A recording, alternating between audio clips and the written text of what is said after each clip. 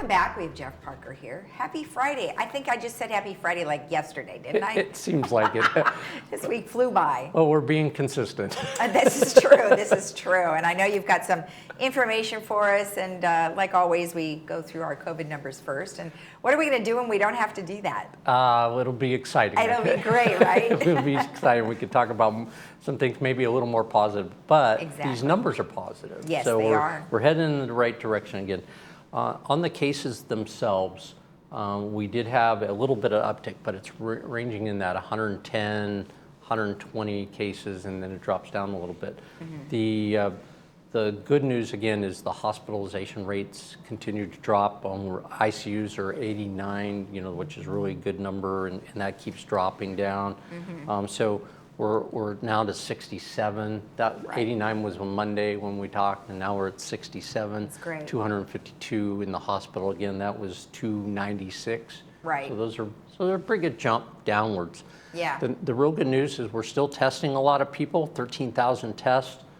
Yet our numbers, if we scroll up just a little bit, will show how the numbers were again just a little above 100 as far as cases. Mm-hmm. So that's really good because if we go to the next slide where we talk about where we're at now, right. Snapshot. This is the real positive news. Yeah. We are no longer in the purple category. Right. We're Nowhere no longer to in tier seen. 1. In fact, I'm going to talk about that in just a minute, but 2 of our 3 categories are in orange.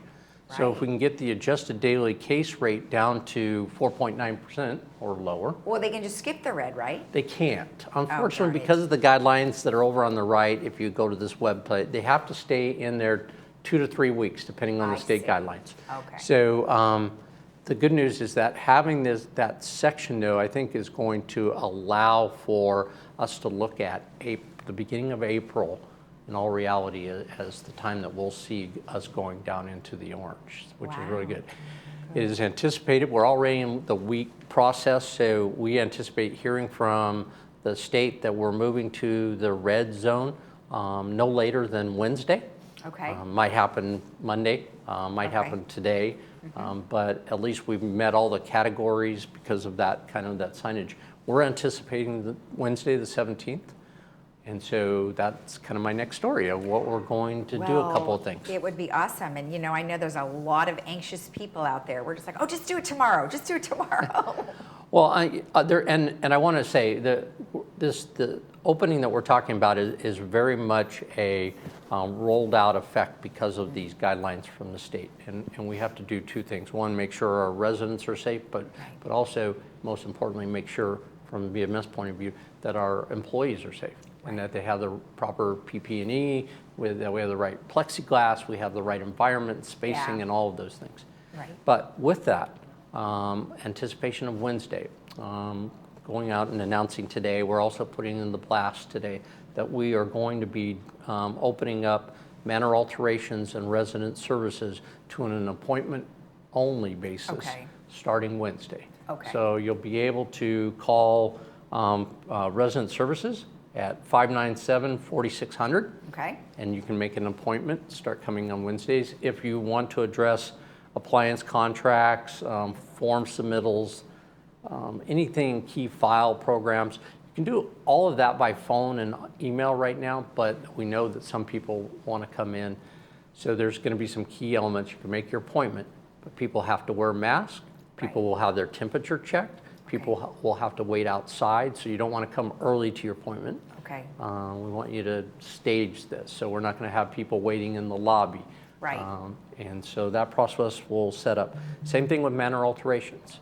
Okay. We'll be handling key questions for how do they get an application, what are the processes going. We're not necessarily going over an application. This is kind of a precursor, getting people used to coming back to manor alterations and asking those specific questions. That will also be housed right now in resident services because we have that plexiglass set up there. Okay. So we'll have our staff located at that location. Now, their number, just real quick, their number is 597-4616 for manor alterations. Okay. And we're going to stagger it. We're going to have manor alterations in the morning from 8 to noon, and then resident service appointments in the afternoon so that we don't have a conflict with too many people at facility. Are you having many people who are requesting to physically be in the building and see someone face to face? Because I know for the last year we've been handling everything over the phone and via email. Most of the cases we have not. People are doing it by email and phone. Resident services and our resale process still have been meeting with people, but outside. Oh, yes, okay. You know, we go outside, and like the other day, it was real inconvenience because it was raining. So we're doing the RFID tags outside. We're not having the person having to come in, fill out the forms. We do it out there. That won't change. That won't change. We're going to continue. Same way with resales. We're going to keep doing that. We may create a small little office that they can come in to sign the documents as opposed to having to be on a clipboard outside. Sure. Yeah. Just trying to make it a little more convenient. Okay. In manor alterations, that's been closed, so this is going to allow people to come in and get general information about manor alterations, how to make an application, how to go through the process. And that's going to be helpful because in the case of United, they've gone to a permit-less process. In some of the cases where you're replacing like for like type of equipment in your unit, there's a different process now, so that we can go over that and explain that to individuals who may have a concern or a question, or a contractor for that matter. Okay. So if you want to make an appointment for resident services for the afternoon time frame, that would be the resident services number, and then manor and alterations is the other number, but that'll be the morning. And that'll be morning, 8 to noon. Okay, perfect. Well, that seems like a logical way to do it, right? Like you said, nobody's going to be congregating. It should be just fine. Show up only when your appointment is and go from there. So. And be prepared. We'll have some extra masks laying around, but come with your mask. Be prepared to have your temperature checked. Make sure if you have a temperature, then we're going to ask that you not meet your appointment, obviously. Right, okay. The other thing I wanted to mention was with this going into the Red Tier on Wednesday, we'll also be able to have a few more, not many, but a few more additional recreation things. We'll be able to open up our we got hot tubs, the outdoor jacuzzis. We haven't been using those, so we'll be able to do it. We're going to start working with our boarders on a riding program. That's just, again, for the boarders that are there. You'll be able to have some additional things like 5 golfers and sharing golf carts, so there's a little more access for the golfers. And then we're also going to look at some things like a Zumba class and some additional outdoor activities. Okay. It won't be until we get to April, where we get to the next colored zone, that we'll be able to open up more activities within the village. And I hope to come back and just do a show with you on what that looks like and where we're going with that and what our anticipations are in opening up. And we can go through, hey, there's 50% capacity here or 25% capacity, and what does that mean? Okay. Oh, yeah, that would be good, because then we can clearly outline all of the things that are available to everybody and what the capacities are, like you said.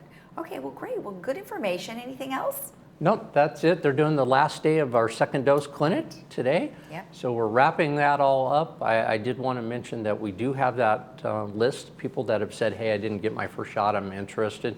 We have that list together, still working with Memorial Care, as if there is a chance down the road that we could have the Johnson & Johnson vaccine, which is one time only. Yes. If we could use some capacity in that character to have maybe one more clinic to kind of wrap everything up and get everybody 65 and over taken care of that wants to. Right, that would be awesome. And I know that sounded like yesterday, because of the president's address, that there's going to be lots of Johnson & Johnson vaccines available. So hopefully that'll be the case, and we'll get here soon. So. And don't forget to go on Athena and use that for the county and Disneyland and SoCa and Rite Aid. And now I understand CVS is going to be actively engaged too. So there's a lot of sources out there to go get your shot. Exactly. And of course, you always have to call ahead of time, because you just don't know when they will receive the vaccines and how many they have. And that way you can get the appointment based on availability. Exactly. Wonderful. Well, thank you so much. We'll see you again on Monday. Sounds great. Thank you. And remember, if you are 65 and over and you would still like to get the vaccine, please email us at info@lagunawoodsvillage.com. We'll be right back.